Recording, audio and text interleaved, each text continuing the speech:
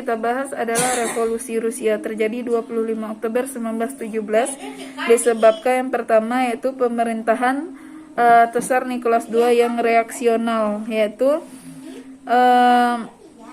agak otoriter, tidak bisa demokratis, itu maksudnya reaksional. Yang kedua itu pemerintahan Tsar yang pemerintahan yang buruk ini maksudnya dia memilih orang-orang yang salah untuk duduk di jabatan-jabatan pemerintahan. Yang ketiga itu adanya perbedaan yang mencolok. Nah, itu antara kehidupan orang kaya itu semakin kaya sedangkan orang miskin sangat miskin. Lalu ada peristiwa Minggu Berdarah di sini di mana terjadi ribuan para demonstrasi yang melakukan demonstrasi di depan istana itu ditembak sehingga meninggal 1.000 orang dan 2.000 orang mengalami luka-luka, dan adanya politik aliran dan adanya kekalahan dalam perang dan adanya ancaman bahaya kelaparan.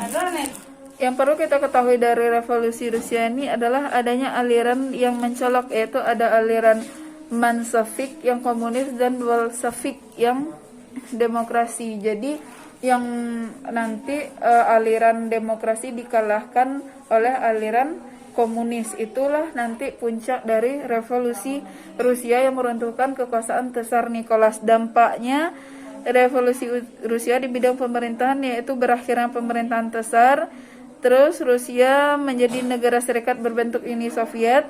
Di bidang ekonomi itu pertanian dan perindustrian dinasionalisasi atau diambil alih oleh negara. Terus berbagai kantor, pabrik dan jalan kereta api diambil alih oleh negara.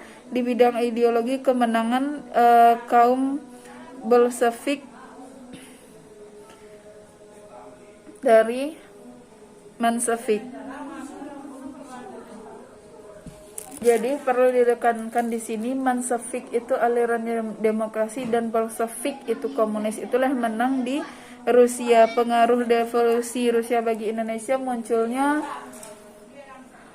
organisasi politik ISDV. Jadi kakak simpulin, revolusi Rusia itu terjadi karena pemerintahan Tsar Nicholas yang otoriter, salah mengangkat orang-orang kepercayaan, adanya perbedaan sosial yang mencolok, adanya dua ideologi besar di Rusia. Nah, puncak dari revolusi Rusia adalah kemenangan ideologi Bolshevik komunis dari Mensheviks demokrasi. Nah, akibatnya berlakulah ideologi komunis di negara Rusia sampai saat sekarang ini.